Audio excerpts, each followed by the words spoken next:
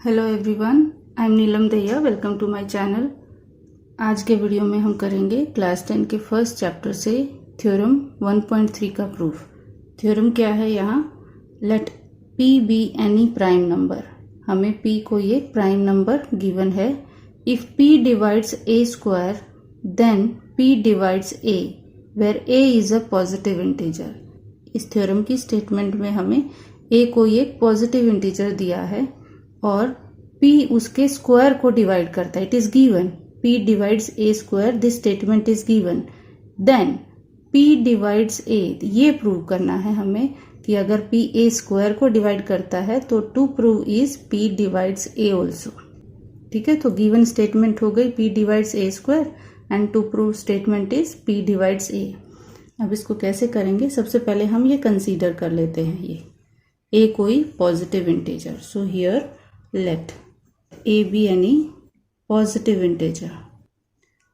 If a any positive integer है then it may be a prime number as well as it may be a composite number. अगर ये prime number है, ये खुद ही prime है, तो इसके जो भी फैक्टर है वो प्राइम ही है, वन को छोड़ के, one and the number itself. Now fundamental theorem of arithmetic के अकॉर्डिंग कोई भी नंबर है, पॉजिटिव इंटीजर है, उसको हम प्राइम फैक्टर्स के प्रोडक्ट की फॉर्म में एक्सप्रेस कर सकते हैं। ठीक है, so here we will write by the fundamental theorem of arithmetic a can be expressed as a product of its primes. जो ये प्राइम नंबर्स यहाँ मिलेंगे वो यूनिक होंगे। So we can right by the fundamental theorem of arithmetic a can be expressed as a product of its prime in a unique way. So अब जो भी हमने ये a कंसीडर किया है उसको हम प्राइम फैक्टर्स के प्रोडक्ट की फॉर्म में एक्सप्रेस कर सकते हैं। So this implies a can be expressed as a product of primes. अब हम मान लेते हैं कि a के जो प्राइम फैक्टर्स है वो p1, p2, p3 on on वो pn तक है। अब वो डिपेंड करता है कि a की वैल्यू क्या है, तो फैक्टर्स क्या होंगे। So let those factors be p1, p2, p3 and so on pn. We consider that a के जो प्राइम फैक्टर्स हैं वो p1, p2, p3 up to pn है, तो इनके प्रोडक्ट की फॉर्म में हम a को एक्सप्रेस कर सकते हैं। अब ये स्टेटमेंट में ये मेंशन करना जरूरी है कि p1, p2, p3 क्या है, where p1, p2, p3 so on up to pn are prime factors of a. Now let this statement be 1. Now अब जो हमें इस थ्योरम की स्टेटमेंट में दिया था कि p कोई प्राइम नंबर है जो a स्क्वायर को डिवाइड करता है, यानी कि हमें जो हमने a कंसीडर किया है उसको हमें स्क्वायर करना पड़ेगा, तभी हम गिवन स्टेटमेंट को अप्लाई कर सकते हैं। तो स्क्वायर करेंगे तो a square is equal to that is p1 into p2 so on up to pn। इसका स्क्वायर हो जाएगा और जब इसका स्क्वायर करेंगे तो means same factor multiplied 2 times, p1 into p2 into so on up to pn, multiply one more time p1 into p2 into so on up to pn। p1 into p1 will give us p1 square, same p2 into p2 p2 square so on up to pn into pn pn square. ये आ गया। ठीक है, तो अब see the given statement p divides a square. Okay, so हमें given है, given that p divides a square. Okay, कोई प्राइम फैक्टर, कोई प्राइम नंबर p a स्क्वायर को डिवाइड करता है एंड a स्क्वायर क्या है? a square is a product of these numbers p1 square into p2 square, p1, p2, p3 ये भी प्राइम नंबर्स हैं। एक और प्राइम नंबर है जो a स्क्वायर को डिवाइड करता है, ये हमें दिया है। अब प्रूफ को आगे करने से पहले इसको थोड़ा सा हम न्यूमेरिकली समझते हैं।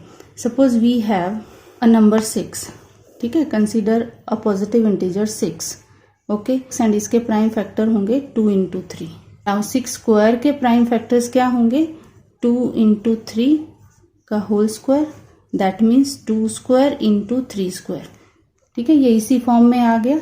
यहाँ पर a को हमने कंसीडर किया 6, a स्क्वायर आ गया p1 square into p2 square into up to pn square, तो यहाँ पर हमें मिला अब 2 square into 3 square like that. यहाँ पर p1 p2 की वैल्यूज ये हैं।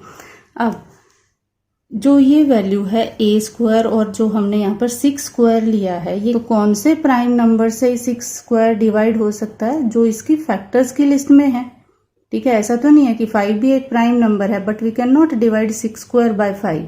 जैसे 6 स्क्वायर को हम 2 से डिवाइड कर सकते हैं, 3 से डिवाइड कर सकते हैं। ठीक है, अब यहाँ पर एक स्टेटमेंट हमें दी है कि P डिवाइड्स ए स्क्वायर। अगर P इस ए स्क्वायर को डिवाइड करता है, दैट मीन्स P की वैल्यू इन फैक्टर्स की लिस्ट में से ही कोई होगी। ये जो प्राइम फैक्टर्स की लिस्ट है यहाँ पर, उसी में से कोई एक वैल्यू P होनी चाहिए, then only that P can divide a square. Okay, so यहाँ पर जैसे 6 स्क्वायर को हम सिर्फ 2 से डिवाइड कर सकते हैं या 3 से कर सकते हैं, किसी और प्राइम फैक्टर से नहीं कर सकते। तो अगर P एक प्राइम नंबर है और वो ए स्क्वायर को डिवाइड करता है, तो वो प्राइम नंबर उसके प्राइम फैक्टराइजेशन में होना जरूरी है, तभी वो डिवाइड कर पाएगा। तो यहाँ पर इसका क्या मीनिंग है? P divides A square, this implies P is one of the factors P1, P2 up to Pn।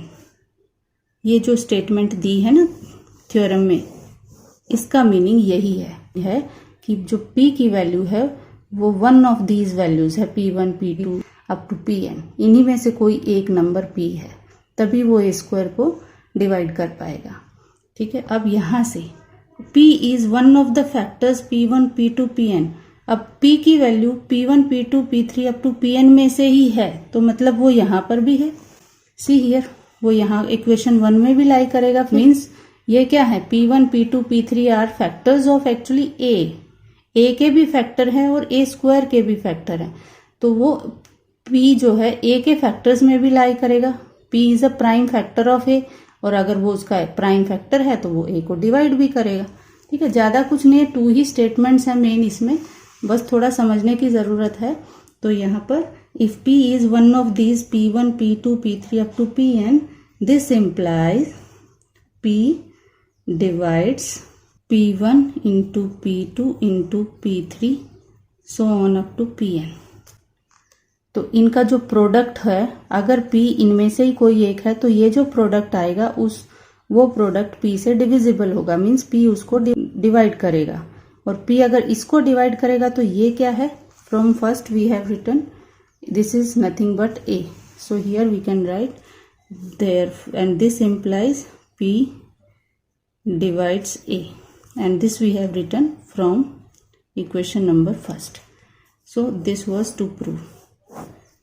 Hope ये अच्छे से समझ आ गया है। अगर वीडियो पसंद आया है तो लाइक एंड शेयर कीजिए, बेल आइकन प्रेस कर दीजिए, सो दैट आने वाले वीडियोस का नोटिफिकेशन आपको मिलता रहे।